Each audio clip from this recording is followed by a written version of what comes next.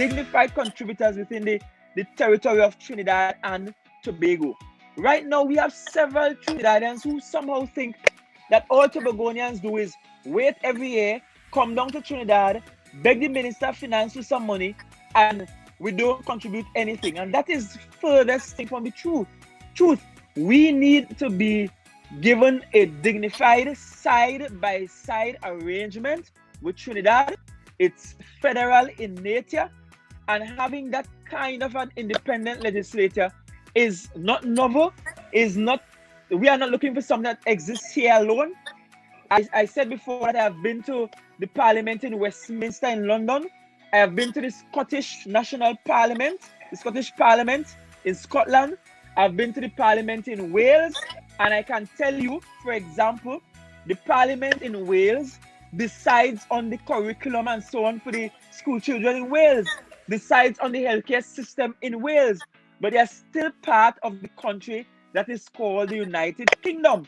Scotland has laws and tax regulations and so on specific to Scotland that Westminster cannot get rid of and can't tell them what to do and how to do it in Scotland. But Scotland is part of the United Kingdom. And similarly, we are saying we want that kind of arrangement for Trinidad and Tobago. And if you don't understand or know the history of Trinidad and Tobago coming together, because the truth is we were never one country. Tobago is a far more autonomous and a far older colony of Great Britain. Tobago had a legislature that included elected members to the legislature before Trinidad, long before Trinidad even had a legislature. Then up come the British, forced us to go with Trinidad and to form one country. And since then, what has happened is that the culture, the nuances of Trinidad and Tobago have become dominated by Trini culture. Sometimes we see people representing Trinidad and Tobago and our culture, and all that is ever shared is Trini culture. I have met people who find I talk strange for somebody from Trinidad and Tobago, but they don't understand that Trinidad and Tobago are two different islands with two different cultures, two different governance cultures, two different paradigms and social norms. And so because of that, we have to have some separation in how we do governance, and it must be part of a greater push to decentralize governance as opposed to concentrating power in the center. And that example I gave with the marine park in Speyside is another one.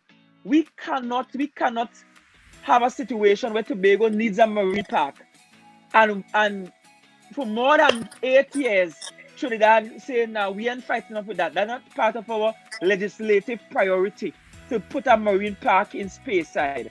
And that cannot be something as simple as a marine park. Imagine the THA owns and operates a quarry, but the THA has to get permission from a minister in Trinidad to own and operate a quarry in Tobago. That cannot be. And it's because of that governmental disparity why Tobago's development is behind Trinidad, and Trinidadians have nothing to fear. This is not about us making Trinidadians have a passport to come to Tobago. No, it's not about that. It's not about banning Trinidadians from coming to Tobago either, or saying Trinidadians can come up here and buy land. The PDP is not xenophobic, and we believe in a Tobago that embraces immigrants and treats immigrants well. And we believe that our neighbors in Trinidad are not just our neighbors, but they are our brothers and sisters. And so you must be part of this.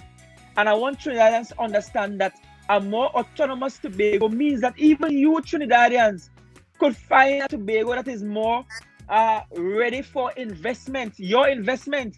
You too might want to come and live here and enjoy a quality of life that is higher than you have. And so it's not about trying to build a wall between Trinidad and Tobago, but this autonomy talk is really about creating a proper bridge between Trinidad and Tobago and giving Tobago a dignified way of contributing to the national purse and a dignified way about seeing about its own development. Nicely said. Nicely said. You're gonna win an award for this.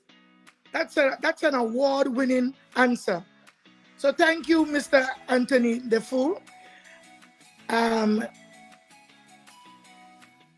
We have another statement question here from Tammy Johnson.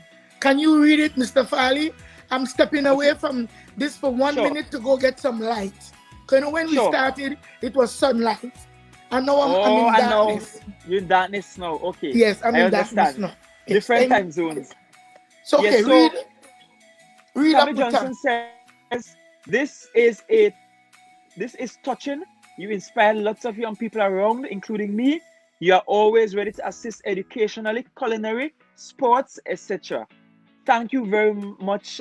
Thank you very much, Tammy. Happy to help. And I actually enjoy helping. You know, Tammy mentioned the fact culinary. What plenty people don't know is that I view myself as a boss cook. Yes, I'm a big village cook. It's one of the things that I add to my experience. I cook for wakes, for repasts.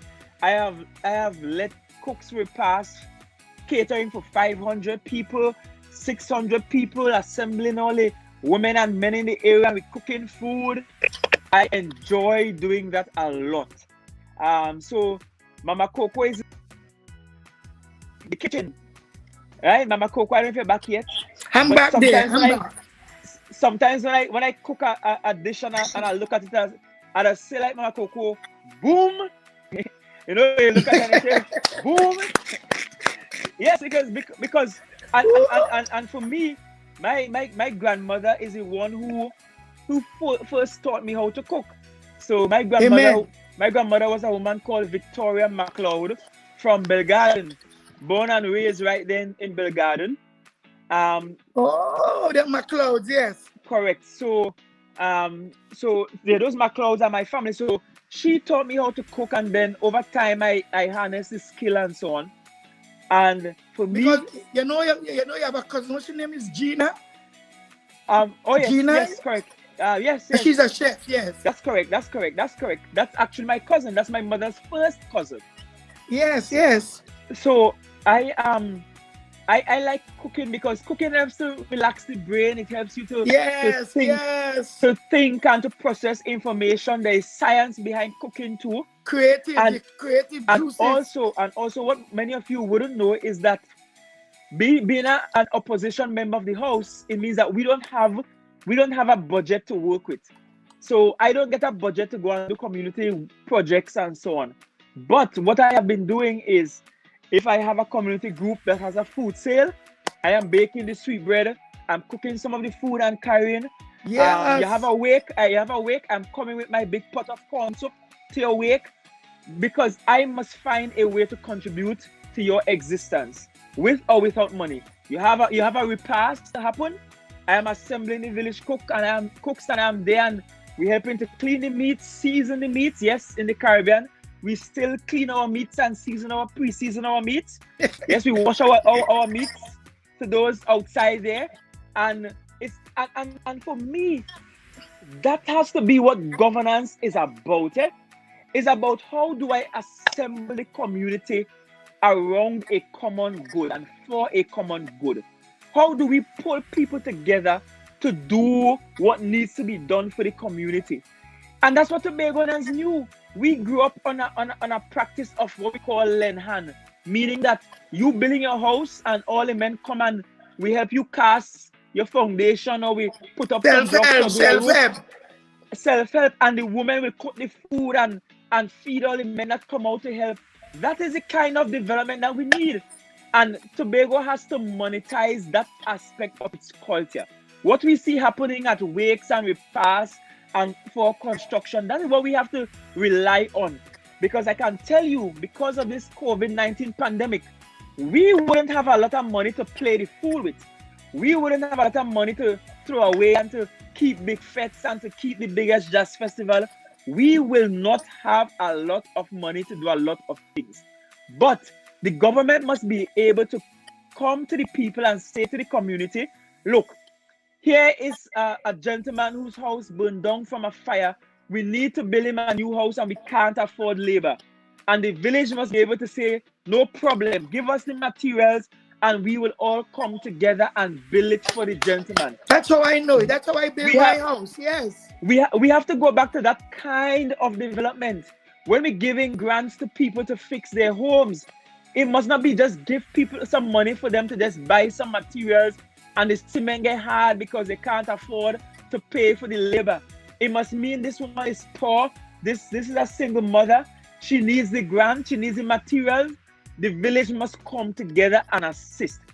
And anybody who is on the PDP team as part of a team that I am going to lead or a team that Mr. Duke is going to lead has to be willing to rally the community to give that kind of assistance to each other.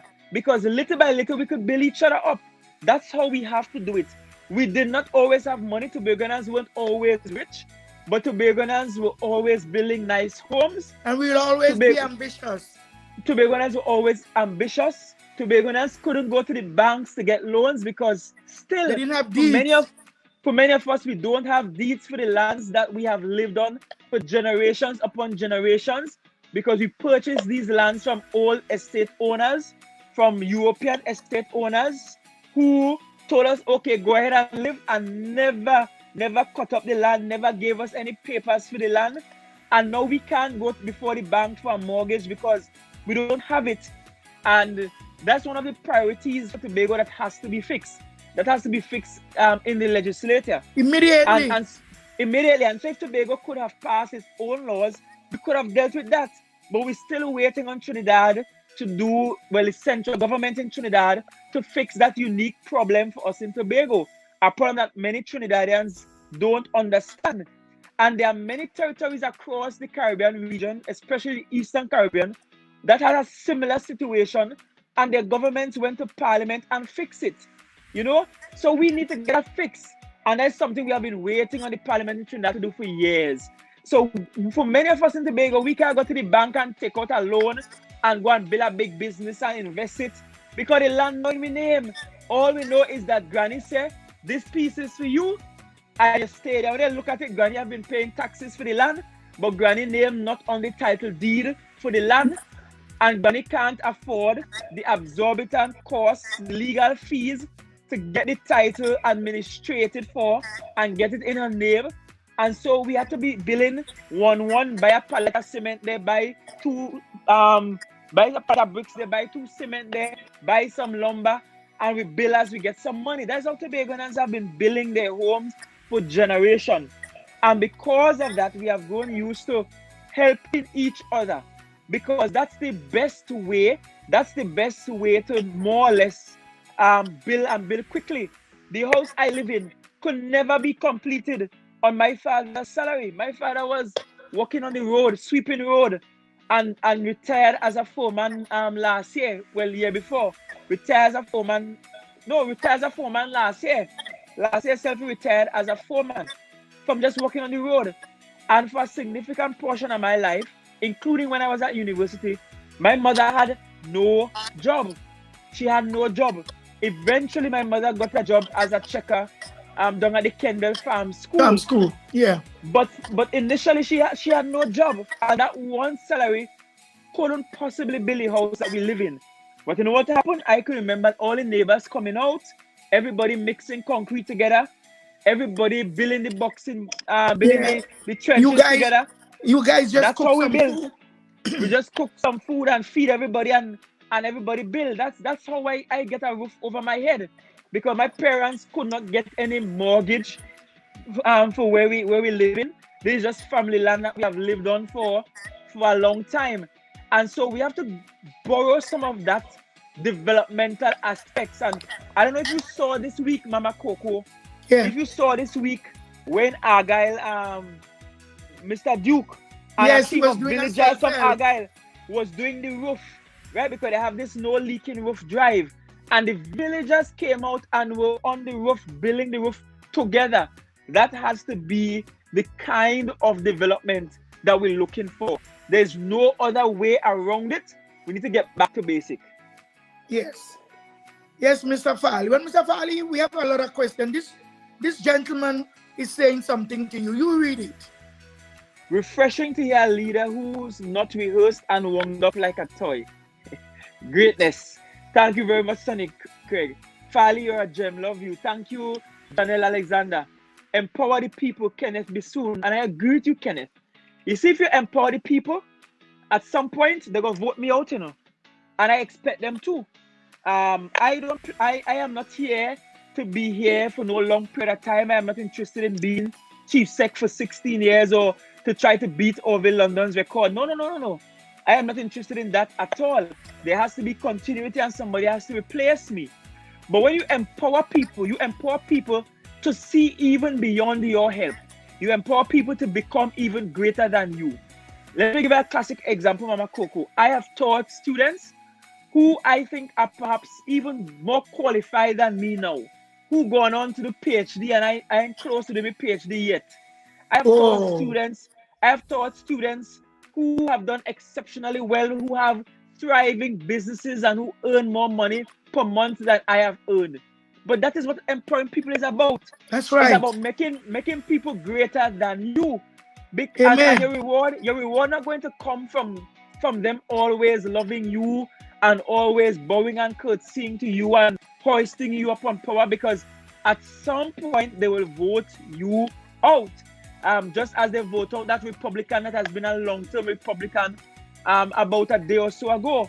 Just as Dennis Skinner in London. He was a racist too. He was a racist. Just as Dennis Skinner in London, who has been an MP for donkey years, right? Perhaps since the 60s or 70s, one of the oldest members of the House of Commons.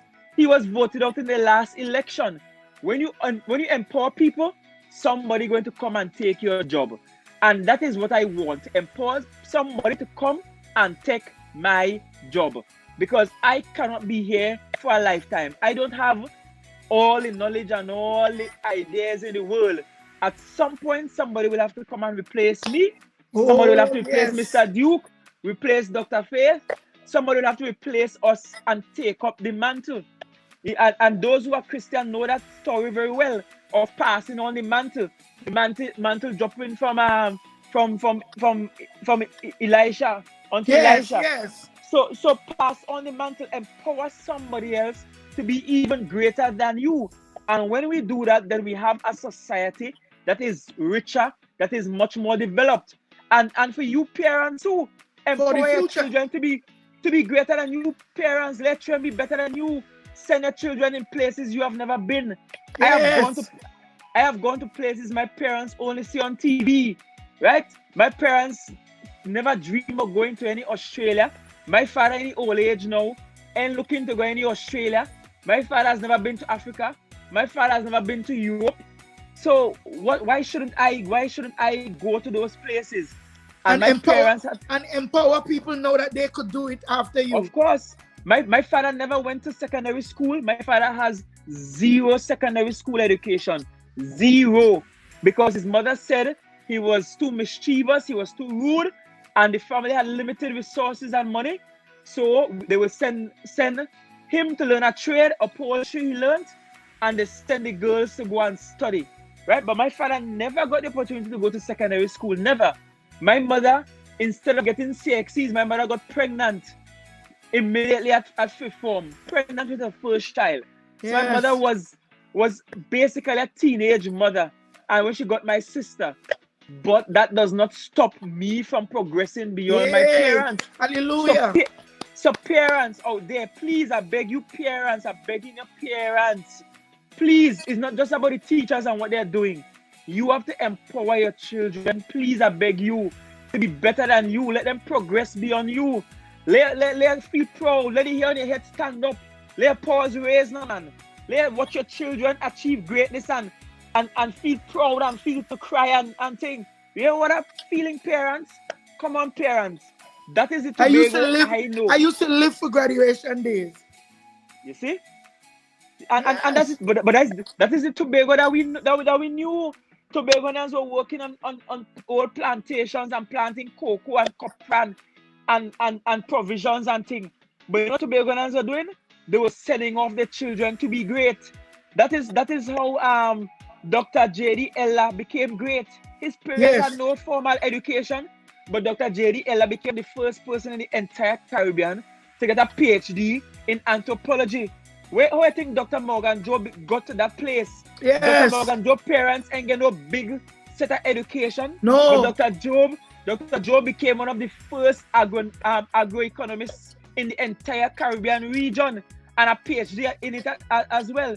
So Tobagonians, by and large, had a culture where parents used to empower their young people and their children. Look at Watson do parents. Look at Watson do parents. Look what Hannah and them used to do. What Hannah and them know about running a trade union. Hannah and them just was in church, leaders in the church, in the Adventist church in Roxborough there. But he was able to rise beyond the ranks of the ordinary worker in Wassa. He could have just settled for being an employee in Wassa. Look at Faith. Look at Faith. Look at Dr. Faith. That has to be how we see life for us in Tobago. How do we move the society from where it is to the next place? And the way to do that is to empower those that are coming after you. Because all of us are standing on the shoulders of those that went before. And I want to make my shoulders broad and strong so that somebody at some point will stand up on my shoulders and be taller than me and be greater than me. Oh, Brother Farley. Well, after this, we have so many questions. But people, I want to still introduce the human side of this young man. That he lost his mother sometime lately. Brother Farley, tell us what happened as short as you can, and how it affect you, and how you come to rise now and still go after your dreams. So my mother was Jacqueline Pilgrim Augustine.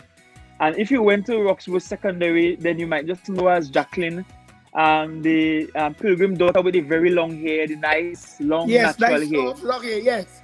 That was my mother. And sometime last year, perhaps like about the middle of last year, my mother recognized she was getting some discomforts. In fact, she said when she breathed in, or she laughed, or she tried to eat, she was feeling something uncomfortable inside, and she wasn't sure what it was.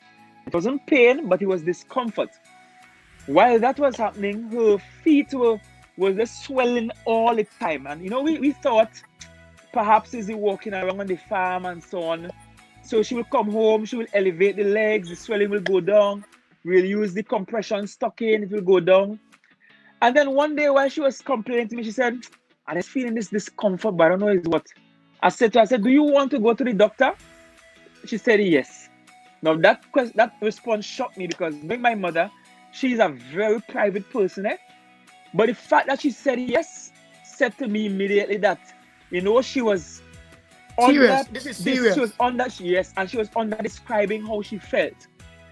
And so we went to the doctor, and to my surprise, my mother, she asked me to come with her, which also told me that she was perhaps quietly afraid. We went to this beautiful doctor, Dr. Tam, across the England Road. And when we went, she looked at the symptoms we were having, sent us to do several tests.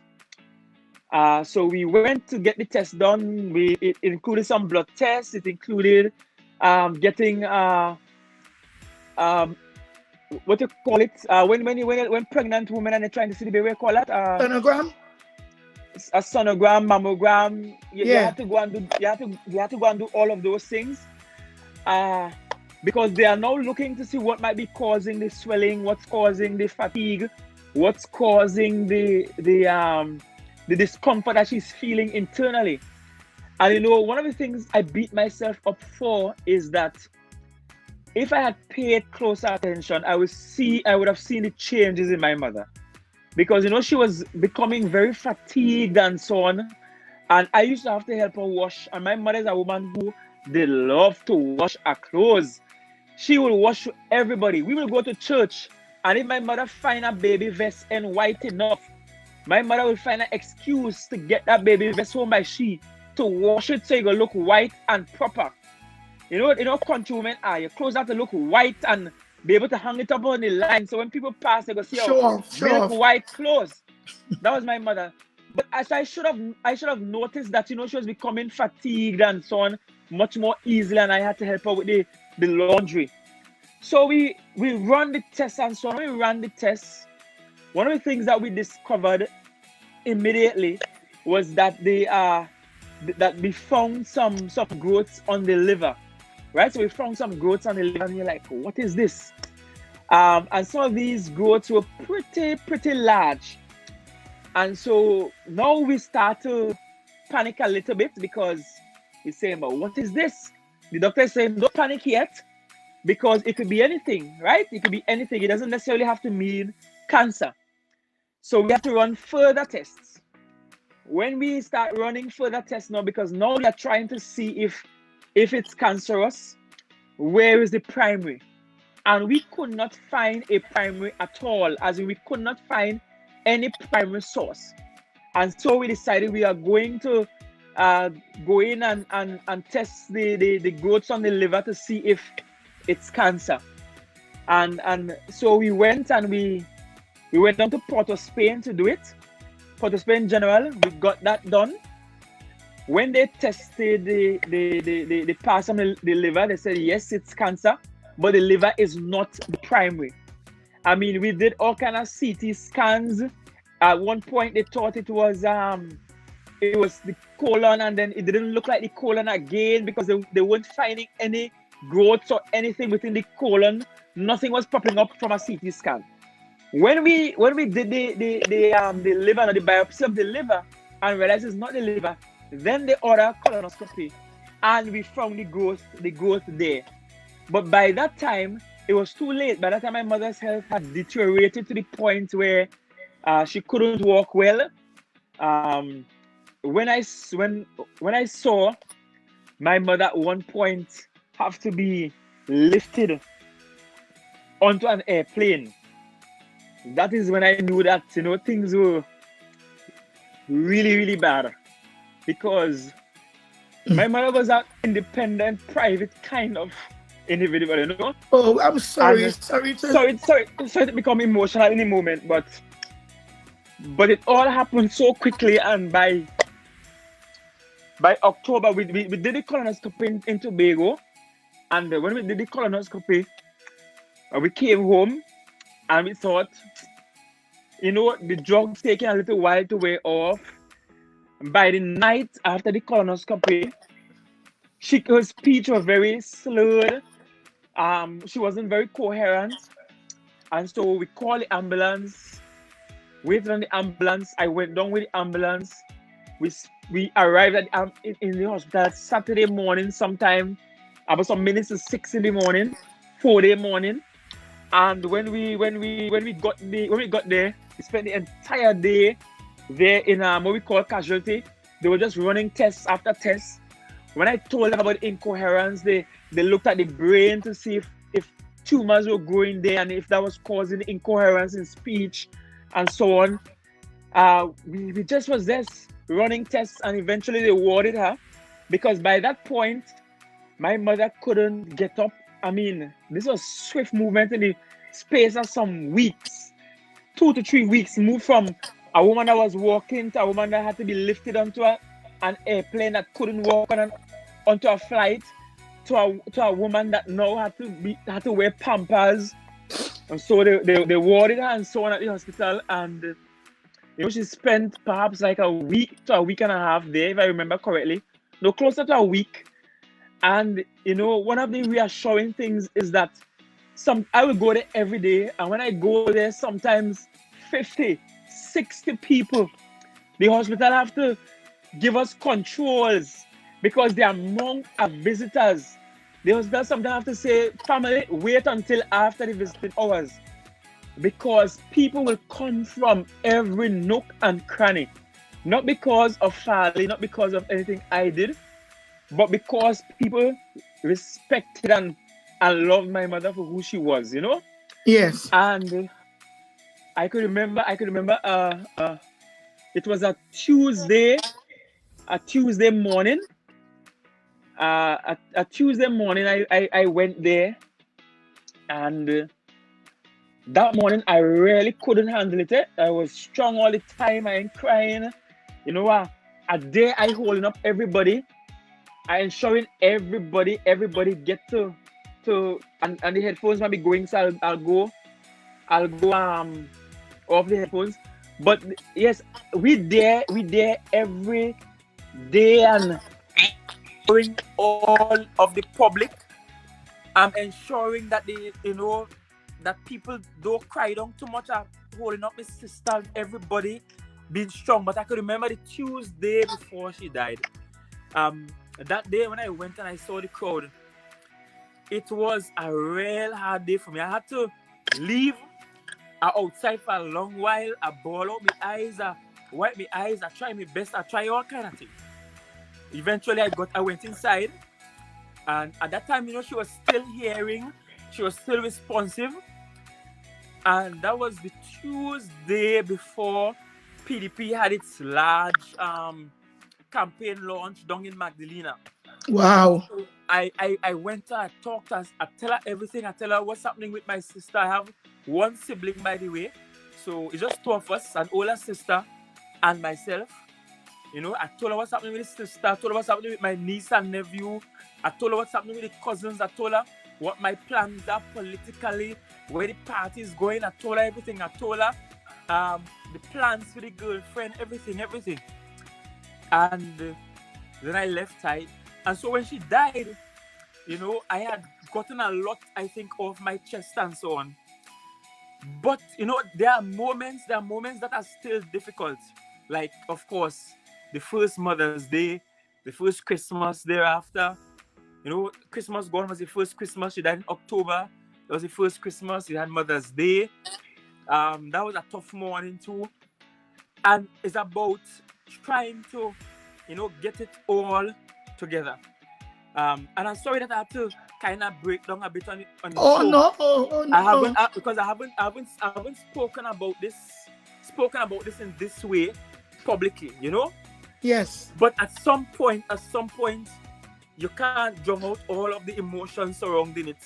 No. At some point, it will come rushing back. Yes. At a public time, like now, when your life probably well lit, full of people. But it is a learning curve. You work with it and you build. You work with it, you build, and it will eventually. At some point, I be less. It will be less emotional. Yes. To work around it, but nobody loses their mother and not have sad feelings about it ever so often. Nobody. I think that might be a lifetime thing. For me, I lost my mother when I was 16, and wow. it's still 16 is so far back, and one of the things that I am grateful for is I got her for 34 years. Some people get their mother for less. I got her for 34 beautiful years, and I am somebody who I'm at every funeral I could get to in my district. Doing what I used to do when my mother died when I was 16. I used to do that every funeral, and every funeral I will cry. Well, I haven't cried at every funeral, but I went to one or two where young women died from cancer, and it was pretty difficult, to sit through it. So funerals have become very difficult for me generally. Yes. But that is life. Life is a kind of, life is funny. Life is fragile. Fragile too, very fragile. And so you have to. I am happy I got involved in politics when I did. Yes. Because at least my mother got to walk me up them steps to the assembly chamber on that first day to be sworn in. At least. So I am happy I got involved when I did. And for everybody on the live, you might have something that you think your purpose to do and you should be doing. Stop postponing it. You never know. Stop postponing it. Life is fragile. You wake up today and tomorrow you're gone. I have a different story. since my mother's death, we have had so many deaths within the village. Some with people that you didn't even think were sick. You know, you do not know when your time will come. And so you just have to live each moment to its fullest and try to live out your full potential. So if you should die and show goodness, show goodness, you could die knowing that I was well on my way to fulfilling the dreams that God placed in my heart. You can't sit down and expect it to happen. Get up and get moving. And for too many of us as Tobagonians, we just sit down. And that is not the Tobago. I know Tobagonians were industrious, hardworking, full of energy, will work long hours to fulfill their dreams. We have to get back to that. We have to get back to being more productive than we are. Because life is just so fragile. And life comes with ups, downs, it comes with hurts, it comes with disappointments. God still ain't telling me yet why it take us so soon. But you just have to trust God and trust that His plan is always bigger and better and, you know, greater than you could imagine. Because some things you could never ever see before. Like I wonder, I wonder if my mother would have coped with this pandemic story and mass that everywhere. Right. You know, you just never know. You just never know. And you're wondering if she would have watched what's happening in America now to that young black man, and she would have been thinking what could happen to her son. You never know. So right, so God, trust me, God have a bigger plan than all of this. The truth is, I'm still getting over it. One of the mistakes I think I made was to postpone that grieving process for a while. You should have faced it. Because I said, you know what? In the moment, the funeral has to be kept, the funeral has to be organized. We have to have eulogy done. She has to have a dignified send-off. Get that organized, and then you can take a little holiday sometime, and you can get out of the system. But Christmas came, initially I was thinking, I will go for a vacation during Christmas. You know, I'll take the girlfriend and we'll go away and spend some time. But when I thought about it, it was the first Christmas without my mother. And I thought about your father, of the family. I thought about my father. Because I live alone with my father now. My sister lives in the grandparents' home. And I said, you know what? Be there for him. Be there. Let me spend it with him. And then I said, you know what? We say, okay, in Easter we'll go someplace, do something small. But at a total party, I said to Faith and Watson, I say, you see the first 10 days in August, I'm taking a vacation. That doesn't look possible because, of course, COVID came and happened and so on. Yes. So for people who might have a similar experience, trust me, don't postpone it thinking that you will find some time alone to treat with it. Sometimes that time never comes and you just have to roll with the punches as they come along. But it's just what life is, you know. It's just what life is. You just can't get over it. It's just what life is. You get up every day, you do the work, and you push. And it's one of the reasons to why I am passionate about proper healthcare. It's one of the reasons because I know what I've experienced and what I saw and the deficiencies and how long it took to get tests done and test results and so on. I know. It's also why I am passionate about education, because children have to be better than parents. You never know when a parent might just die all of a sudden, and children must be in a position to be independent and to stand on their own 2 feet. My sister is a preschool children, so she's into early childhood education. I am into politics now, but I always say to young people, you know, even if politics didn't work out, I could wake up in the morning and get another job. I could find another career. I could repurpose myself. Why? Because education allows for that. And you didn't limit yourself. You didn't limit yourself. And when I said education, I'm talking about traditional O levels and O levels and things. Educate yourself. About I am talking about a kind of all-rounded, well-rounded development, personal development. If you want to become the carpenter, by all means, man, become the best carpenter the Carpenter world that has you could ever seen. ever be. Learn the trade to a T. Know your measurements, know to use your tape. Do it well. And once you do it well, you could always stand on your own, even without parents. Right? And I mean, clearly, I'm a mama's boy. So you see the kind of breakdown. I'm a mama's boy. But you just Yes. have to do it, young people. Young people, you can't. And 2 nights ago, I was telling a young man from right in the village, I said, boy, don't depend on the rental cars your daddy gets and the house your daddy gets and the business your father have. What you doing to advance that business? What you doing for yourself? You never know. One of my favorite colloquial sayings, and you might laugh. The colloquial saying is, you don't know where breeze does come from To take to foul blow tail. foul tail. Right? You just don't know. And so you just have to position yourself for whatever life throws at you. Life throws it, you work it out, and you'll get over it. Some things will be harder to get over than some. Time does heal all wounds. But just work with it. Just work with it. Don't give up on God, though. Don't give up on God. Don't give up on yourself. Don't give up on life as you know it. Don't give up on your dreams. Because things just happen. And don't give up on family. Don't give up on And family. don't give up on family. Don't give up on family. You know, you just have to fight it out and keep pressing, keep moving, keep pushing. Once you do that, trust me, it will work. But life is unpredictable, it's fragile, anything could happen anytime. But guess what? If you have God, trust me, it will work out. Everything will work out. All things work together for the good. For them that love the Lord. And let me get this life lesson from my mother. I remember in one summer, I think I was in about 3rd form or 2nd form. I was supposed to go Grenada for vacation. I had my passport and I was supposed to go Grenada along with the Plymouth Police Youth Club. And something happened. The money was there, the passport was there, but I did not get to go.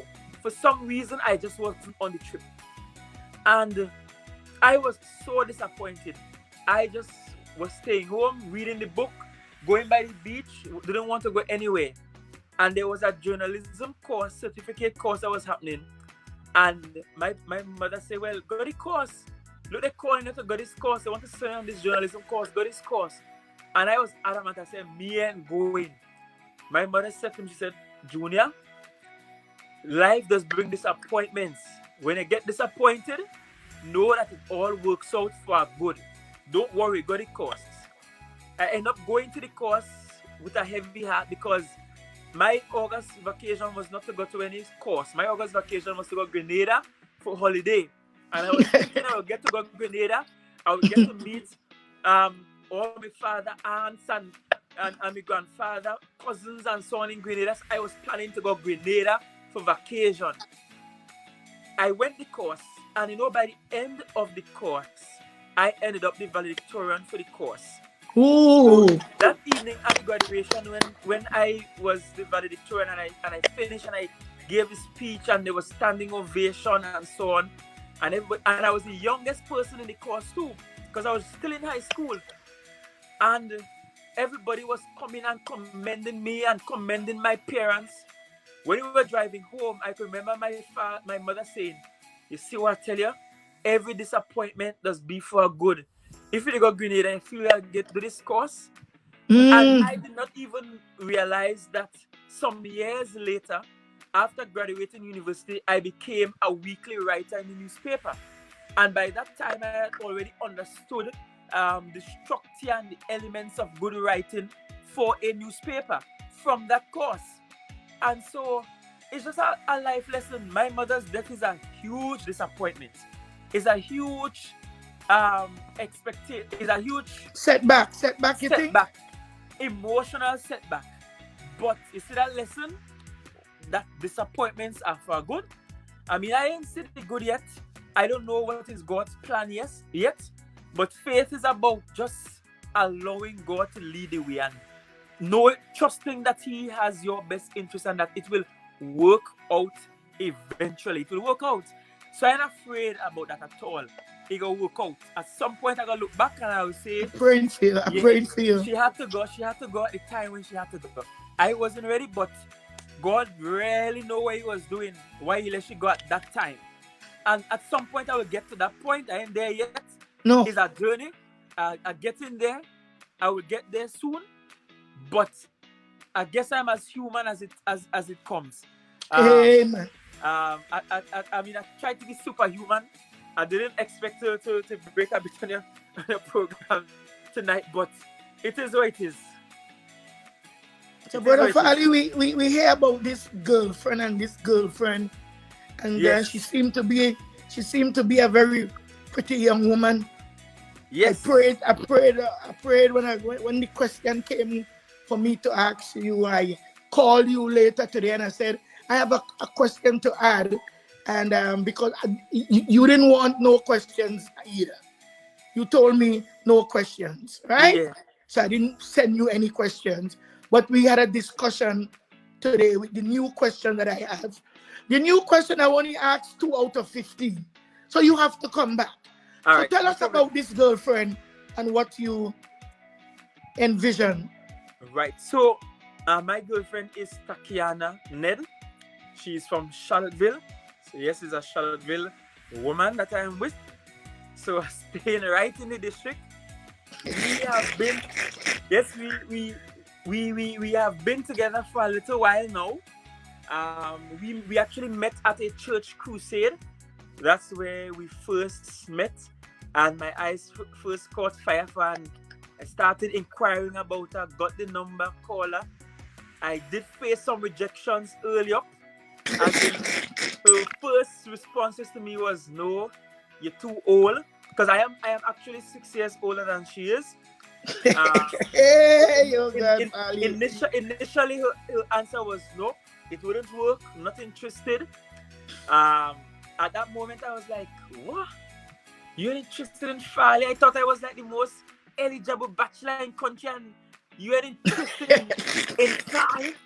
But anyway, eventually over time and with sufficient You're making me choke. I want some water. Go ahead, you talk. With sufficient persistence and so on, a GT, as young people say, I get through.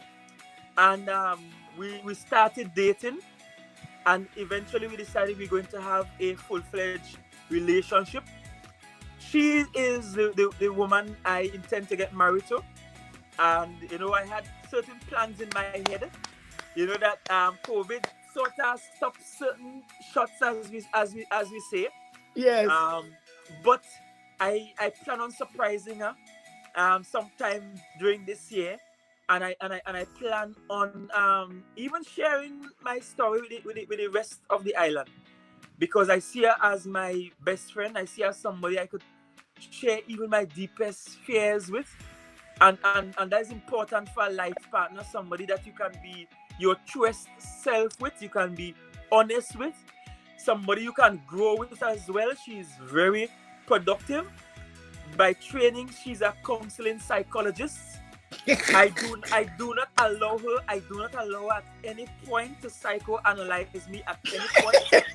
I resist it all the time. I am smarter than that. Yes. When she comes with the questions and so on, I know she's trying to pry into my mental well-being and so on. So I resist it all the time. She will tell you that. But she's incredibly smart. I actually think in some ways she's smarter than I am. And it's okay, she's not. Men. It's okay, men. It's okay to look for a woman a smart woman than you want. I mean, you don't want no dumb person to be your helpmeet, the person at your side.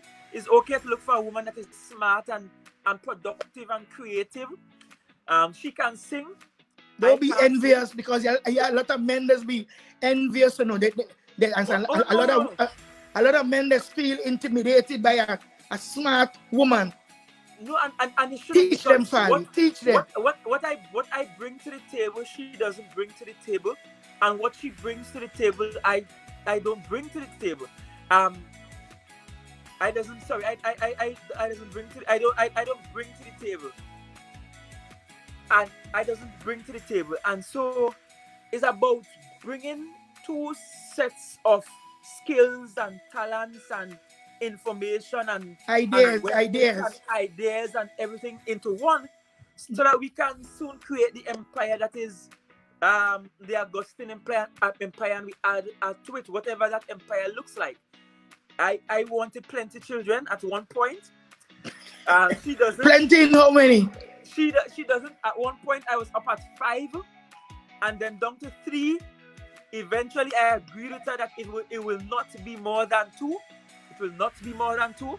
Don't say that. You don't know, Farley. But I don't know. I tell her that I say I don't know what God have in store. We could blink, and next thing we say we have a whole tribe behind me. But it is what it is. One of the things that we also do is that we try to always put God first in our relationship. So several mornings, sometimes we will call each other on the phone, and we will pray with each other over the phone on mornings.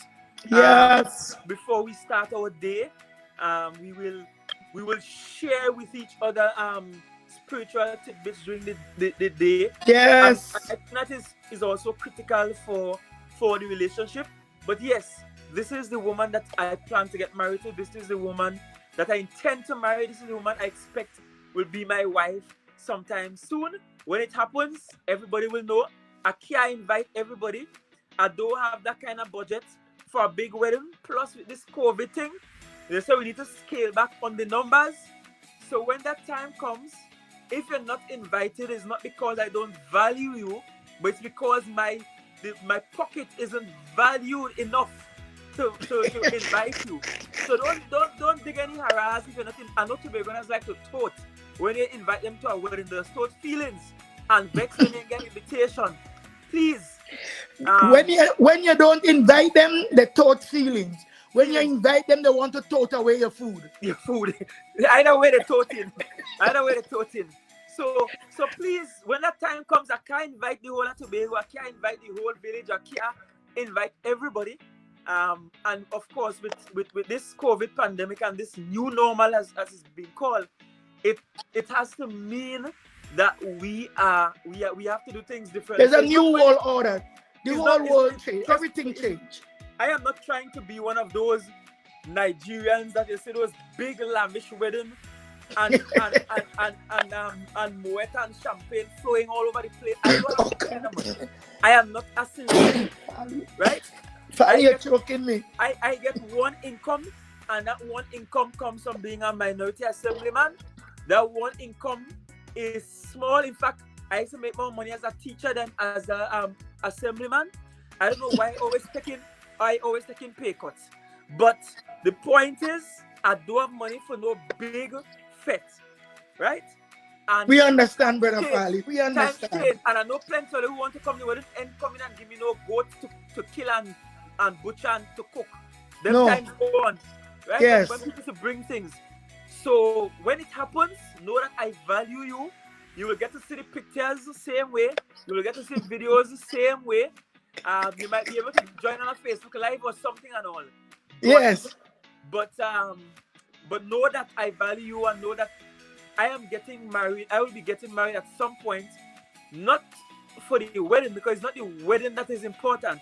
It's the marriage that is important. And the living. And the living that will happen subsequent to the ceremonial aspect of the marriage.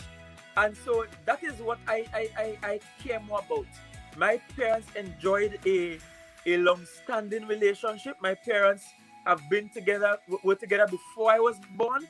My parents lived together for several years, all of these years. My parents enjoyed a real good, hearty relationship. My father was always respectful to my mother. They cohabitated extremely well. And that's it. It's a partnership. It's about two people coming together and working as one. That is how it has to be, and that's my intention. I hope my marriage will be as successful as my parents' marriage. That it will work until one of us dies. That's the so aim. till death do you part. Yes. Well, Brother Farley, this was a This was a powerful to me. And I hope everyone who participate on this live, we can't get to all your questions. Can we get some more questions, engineer? Because Farley, you tell me you could go until they clean. You say you give up everything for this night. Yes, just for I this. give up everything for the night. Because you were so excited to do this live. Yes, I was. And you know, for me, most times when you see and hear about your political leaders, we see them in a kind of straight jacket. Yes, we don't know them. There, we don't get to know them. And one of the things I appreciated about our conversation tonight is that we get to talk about even things I wouldn't ordinarily speak about, because I don't walk about the place talking about what happened with my mother simply because I know I have some emotional issues to treat with there. I don't just walk about the place talking about my girlfriend and so on. And people need to understand that their political leaders are. But when I asked you about it, I said, "Can we talk about her?" You tell me, "Of course." Because I thought I would have been able to get through it just as I did for the funeral. I thought I would be able to, get through it fully well. But this is healing. But the point I is, pray to God that this is healing tonight. Yes, and the thing is about I want people to understand I am not different from they are. I'm not different. I am not different than another youth growing up in Castara or in Lambeau, in Boko, in Plymouth, or in Bonaccord. I am no different insofar as we all live on this piece of rock hoping to get something this real estate this piece of real estate hoping to get something major from it.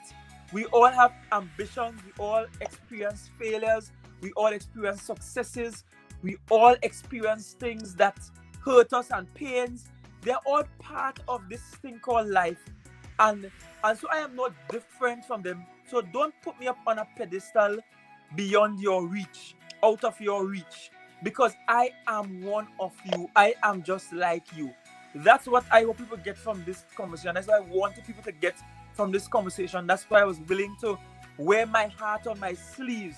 That's why I was willing to be as open and as frank, authentic, yes, and as authentic about this, because somebody might be watching who might be second guessing themselves and second guessing what their ambitions are and their dreams are. And I don't want you to second guess it. I want you to reach for it, get up and start working towards it. Who told you that you were too dumb to do it? Who told you that you weren't good enough? Who told you that your family ain't rich enough? Who told you that you're from country and because you're from country you can't rule tongue? Who told you all these lies? So demystify your life from all of these lies and proceed to live your true authentic self. Proceed to reach for it. Look at the story of Joseph. Joseph tell his brothers, he tell his parents about this dream. They hate him for it, they vex with him, they end up and throw him in a pit, they sell him as a slave, they do all kind of things. Until one day, those same siblings had to come back, they had to come back for food. Looking for corn in a famine.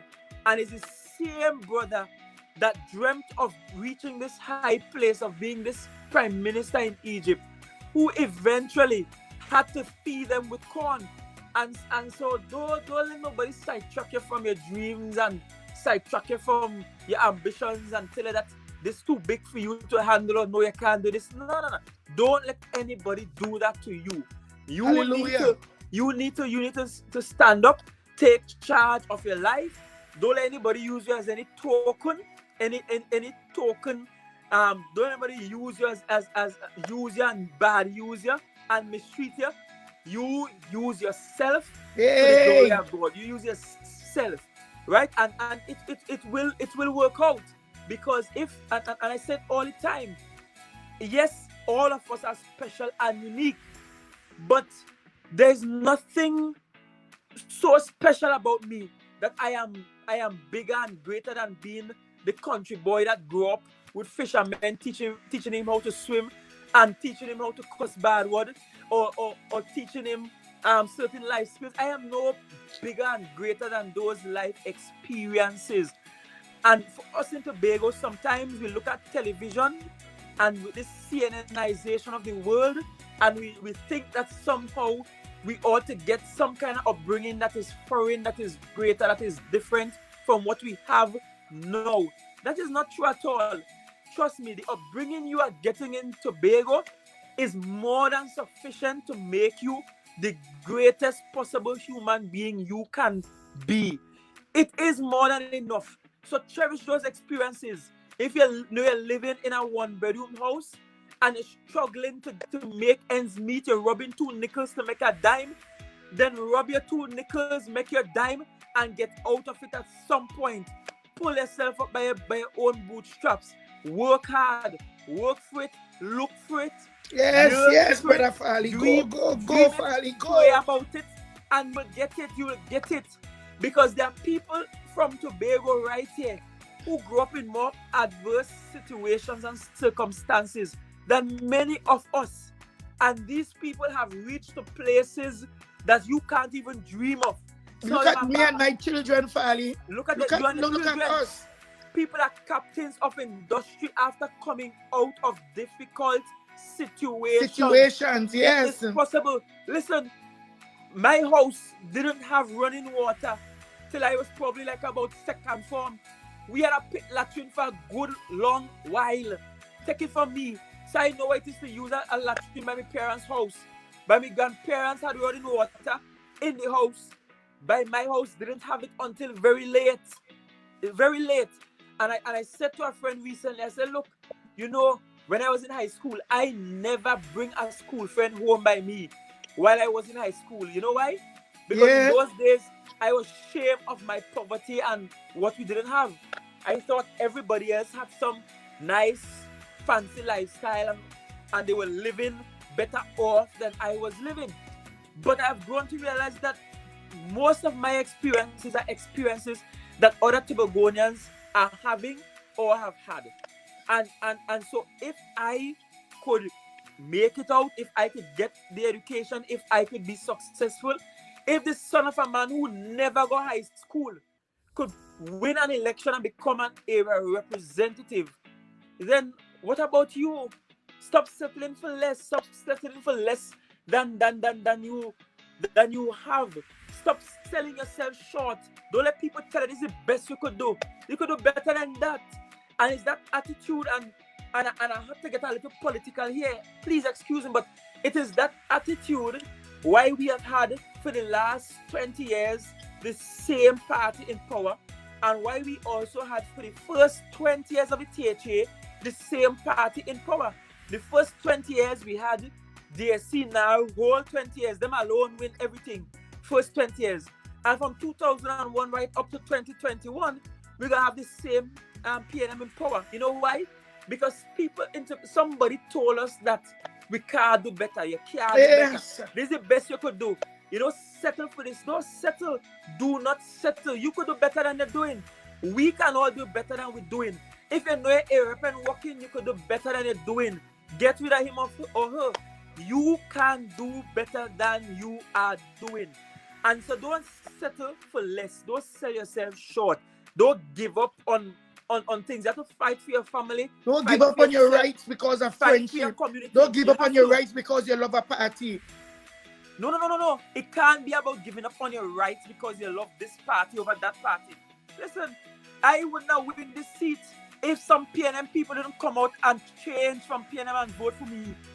I wouldn't win this seat. The numbers are not in. The numbers weren't in my favor, especially with with 3 parties on the ticket. No, but the reality is that people stood up and said, I like Farley from my community. Farley has been working at giving Farley a chance. They didn't settle for less. They settled for more. They aimed for more. So aim for more. Shoot big. Shoot big. Don't shoot small. No pipe shot. Shoot big. Shoot for bigger things. Go big or go home. Go big or go big or go home. And who knows, Tobago could reach so far. As I said before, who knows if the next big app to Facebook or the next big thing device to Apple will come from a Tobagonian. Why not? There are young people around the world who are creating apps and selling them to big companies, making millions. What about our young people too? We could do that. We could do the same thing. We could do it better. And you know, I had a principal in Bishops. My second principal in Bishop was Mrs. Allard. I know Mrs. Allard used to say every single morning at assembly, she used to climb the stage and she used to say, "You're as good as any, you are better than many." And that's the reality. When you think life for you bad and things tough, trust me, you're good as any and better than many. You're just as bright as anybody from anywhere else in the world. Trinidad and Tobago, by extension, we all deserve better. And we have been loving parties, we have been loving and idolizing politicians above ourselves. We have been giving and giving of ourselves, but we haven't been demanding from people who we put to lead us the best performance. We haven't been demanding respect. We haven't been ensuring that they work to our benefit. We could do much better than we're doing. With all the oil money we have and spend and waste and throw it, with all the people a generation or two ago that used to wash down the car with whiskey when oil money was flowing in the land, and all a few years later with the second oil boom, who was happy for all the back pay and all the great things. We throw away plenty of money, but I can say to you, Trinidad and Tobago, as a country, we can do better. We can do better. Let us not be satisfied with mediocrity. We can do better. You can do better. You can do better. Please, just do better. Just do better. Do better. Please. That's right. Well, Brother Farley, tell me this. We are over 3 hours. And as much as we enjoying it, we would like people to be able to go over without feeling tired. Yeah, correct. Yeah, I agree. So I can't extend my love more for you. I cannot say in my heart that this was not a great life. Entertaining, it's full of piousness. It was full of the education of civic learning, civic teaching. You did a great job. You did a job to excite young people that who want to settle now. This is not the time to settle. You have more to do for yourself. You have more to do for the family that you want to have, and for other people, and for the generation at large in the future. Yes. Brother Farley, you have done a marvelous job. Thank you very much. I haven't seen all I don't know how many people view this live, but I pray to God that you get people to view it now and to go back and to see it. Yes. I want to thank you so much. And I want you to know that you could close by saying something, or if you have a song that you could sing to uplift yourself or anyone, Brother Farley, I want to thank you. You're welcome. I am not a singer, so I'm not going to attempt it. But you know, I heard you said that you wasn't a singer. No, and before, Brother Farley, yes, can we just take 1 minute of silence and bow our head while we send out our energy and our vibe to what's happening in America, and to pray for young black men in America, not black only, Hispanic, even the whites coming out now. So let's bow our heads 1 minute, everybody. And as we ask Almighty God, Jehovah, to have thine own way. Father, reach in and touch and take control. Father, we are viewing something that could happen right in our own backyard. It could happen right here in the Caribbean, because it's among people, young people, people for the future. And we have to secure them and prepare for them. We have to teach them, love them, and hold them in the name as a Christian through Jesus Christ. But if you're not a Christian, I said, in the name of Jehovah our God. Amen. Amen. And I just want to thank you, Mama Coco, for this interview. It's perhaps the realest one I've had to date. Thank you, Tobagonians, for listening and staying on the live. And Trinidadians on board, and Trinidadians on Trinidadians board. as well, and people across the Caribbean and the The diaspora, world, and thank the world God, over. thank God. Thank you for viewing. I hope that you go away with some lesson from this live. And if you take nothing else, take that you are much better than you think you are. You can, higher than the highest human thoughts can reach is God's ideal for his children. What God has planned for you is far greater than you could even imagine for yourself. Don't sell yourself short. Sell yourself big. Be big. In fact, don't sell yourself at all. Don't sell yourself Set your standards. Set your standards high. Reach for it. Push for it. Try to live every moment. Try to fulfill your purpose. Because you don't know what life will throw at you. You don't know when life might throw you down. But you just do your very best. Be your best. Give your best all the time, every time. And watch how God and this universe will reward you. And reward you greatly. So all the best. Be at peace. I'm praying for the situation in America to be resolved amicably, and that people of color will feel that their society is much more equal. We have inequity here in our society too, so we have some things to address on our end. But I wish you nothing but peace, all of you, and I pray that God just causes his face to shine upon you, both now and forevermore. All right, all the very best. Walk good, be good, blessings, live good. Yes. Let your light so shine before men. That they may see your good works. They may see your good works, like how we see in Farley's good work. And people can learn from your good works. And we need, we have to send out a prayer for the leader of your party, because he's coming up in an election. And, we want your quality representation. We want new representation. I'm not praying for anybody. I'm not a member of your party. I'm just a member of your policies, a member of your dreams, a member of your hope, what you're going after. Because, I'll be interviewing much more people from other parties, and you understand why I have to do it. Of course. Yeah. And the thing is, Mama Coco, the thing is this, I would tell anybody any day that this thing cannot be run with PDP alone, No. Nor can it be run with PLM alone either. At the end of the day, we are all Tobagonians. And so whoever the people voted, whether it's 5 on this side, 7 on the next side, 10 on this side, 2 on the next side, we have to come together. We have a duty to be civil to each other. We have a duty to uplift each other and to pray for each other. And believe it or not, one of the things I pray for all the time, I pray for my chief secretary. He's not from my party. I pray for my prime minister. He's not from my party. I pray for the opposition leader. She's not from my party. I pray for my political leader as well. He's from my party.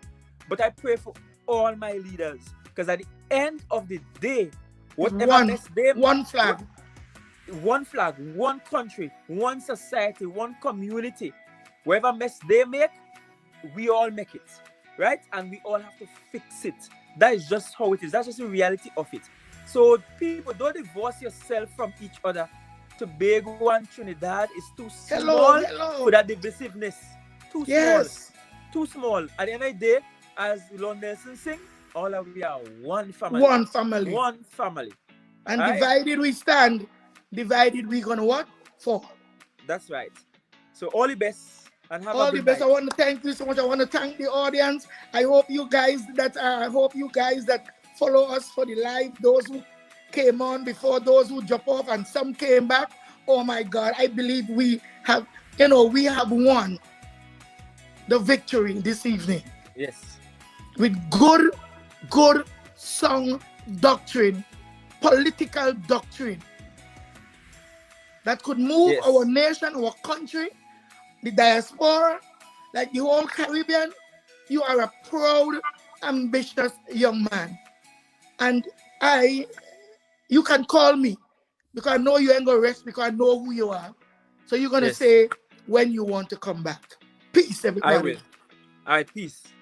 Peace.